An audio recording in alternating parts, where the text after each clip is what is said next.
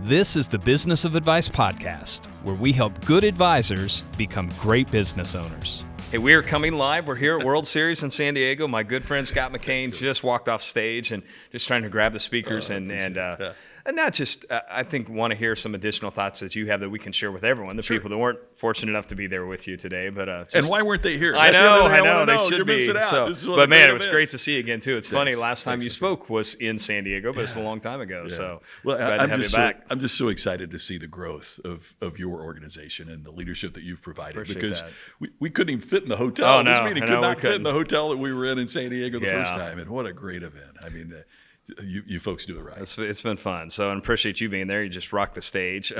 Maybe just good questions. You kick off this new year. Anything like you're really excited about as you look out there?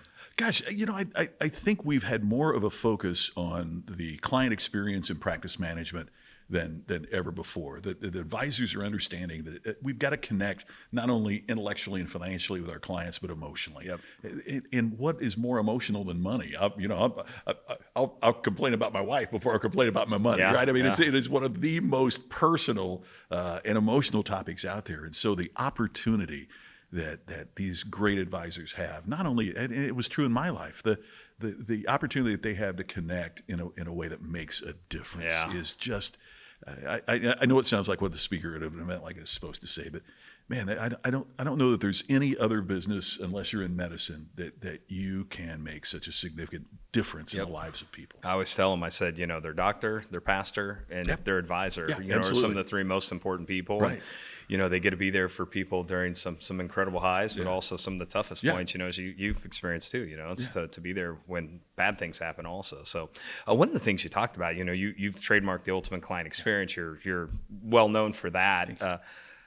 What are some companies, I thought this was interesting hearing you talk about it, that have done that pretty well lately, and maybe some that have blown it too, Might have more examples of the second than the first. But. Well, the one that's blown it, obviously, in terms of recent memory, is what happened with Southwest Airlines over the holidays. And I mean, talk about emotional.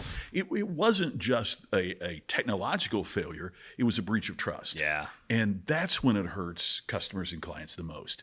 And that was one of the things that really struck me is if it had been. Pick an airline, American, Spirit.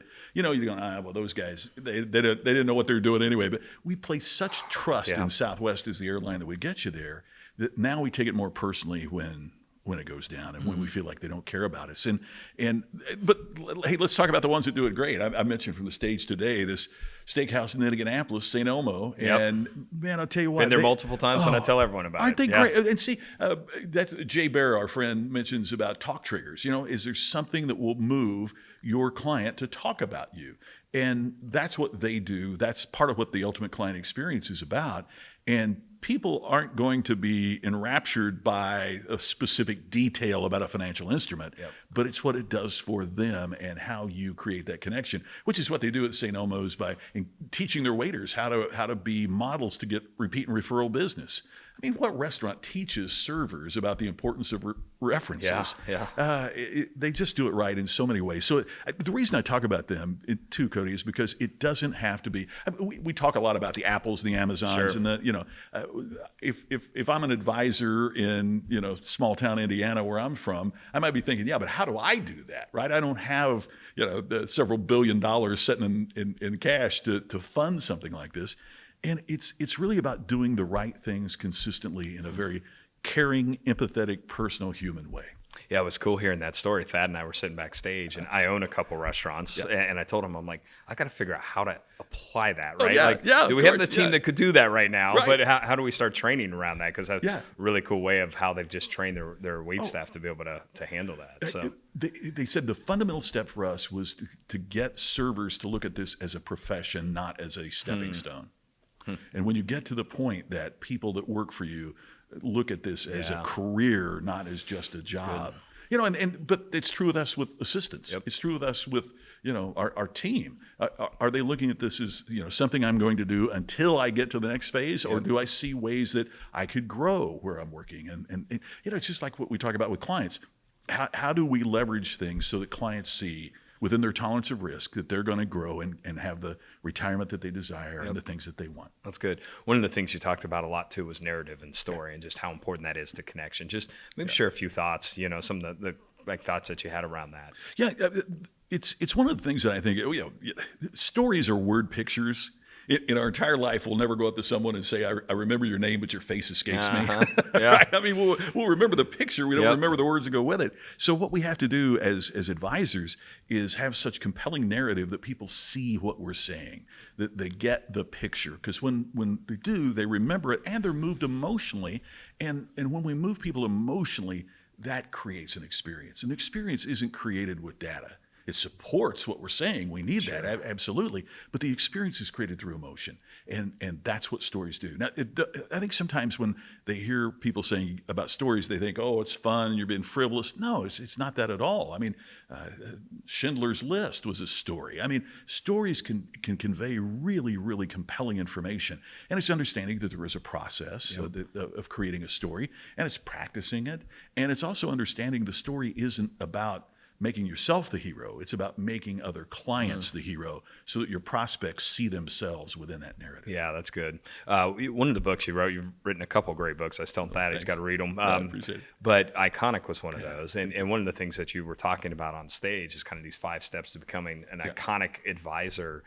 If I would encourage any advisor, honestly, any business owner to pick that book up. But if someone looks at that and says, like, probably not iconic, like what should they be doing? What should they be considering? Yeah, it goes in steps. And the first step, challenging, because that's where most professionals and most businesses are, is the level of sameness. I can't tell the difference between you and your competitor.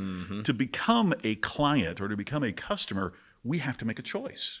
Right? I mean, a choice might be we're not going to do anything because everything's so same and not compelling. But another choice could be, if I don't see a difference between A and B, now as a customer, I've got to make a choice. Which one's cheaper? Which ones has the lower fees? Which ones have discounted their service? Sure. That's a horrible way to build your business, because then the client isn't loyal to you. They're loyal to your price or to your fee. So the next step is differentiation. There's something unique that I can identify that's different about what you do. Here's the problem with that. Sometimes we differentiate in ways that don't make a difference to our client. What's an example? Do you have an example of that? Yeah. An example is, dry cleaners will put up a sign that says shirts at $1.29. And the other dry cleaners matches the price. Yeah. But how do you differentiate a dry cleaners? Well, then, another dry cleaners moves in and says, well, we're ecologically sensitive. We use sensitive chemicals. We won't harm your garments. And they make it about the results as opposed to the price. In financial services, it's talking about how we make a difference. There was one financial advisor I talked to, and he said, don't call me an advisor. I'm a concierge. If your kids get in trouble, call me, because I'll know the attorney I want to refer you to, right? Yeah. I want to be your partner in everything that you do in the future. And then one of the things he said to me is, people might change their advisor, but they don't fire their friends. And the more that we create that kind of relationship where you depend on me consistently to make a difference. You know what else he did? He buys a business book every other month and sends it to his top 25 clients. And then he does a Zoom call. And if you want to join the Zoom call, what did I learn from that book? That's cool. Well, now he's providing he's creating a group. He's creating a tribe that is so connected to him. And he said the only rule is you can be a part of this group as long as you're a client. But once you leave, you're done. Even if you come back and invest with me, you can't be part of this group anymore if you ever leave. And it's just a fabulous way to make a difference that's meaningful to your clients. Yeah, it really stands out. One final question I want to ask you, just because you and I had talked about it a little off stage, but just you said COVID ended up being a huge blessing in disguise for you. It made you kind of rethink business models. Just any lessons you kind of learned through that you think may apply to everyone who listens to this. Thank you for the great question. There's several things in the book Good to Great that I personally disagree with, but you can't disagree with the opening line, which is good is the enemy of great. And what I realized through COVID, when meetings shut down and there were no speakers, in person, which had been my livelihood for so many years, I realized I had accepted having a good business, but not a great business. I was distinctive, but I hadn't taken it to the level that was possible. So we started looking at not, how do we do more of what we're already doing, but how could we be, the fundamental question for us was, how could we be of greatest service to our clients?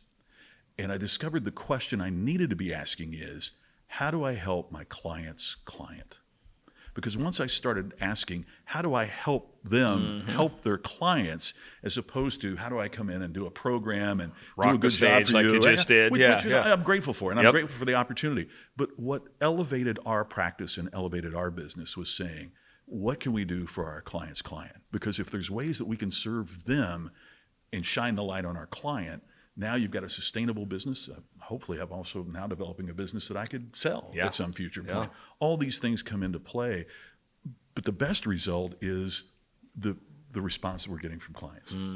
Because now it's not about a performance. It's really about a practice. It's really about what you do over the long term in engagement to see growth and development in the people that you want to serve. Yeah, I thought it was just great. So many people, I think, looked at it as a negative, but now we're starting to see some of the positives. It made you adjust and make some changes, and going to come out stronger because of it. So, absolutely, Scott. So how can people stay connected to you? What's the best way for them? There's a grand jury looking into that right now. No, I'm totally kidding. It's Scott McKain, but it's McKain. ScottMcKain.com. Same. You can find me on LinkedIn, Twitter, social media. That's the best way. All the books, of course, are on Amazon. But I'd gotta go buy the books. Love to connect on social media with folks. I would tell everyone if they want to improve their client experience, that your books are must read. So appreciate you, buddy. It was great to see you. I'm glad you had you here, and appreciate you taking this extra time to join us. It's an honor to be asked. Thank you. See you. Thank you. See you soon.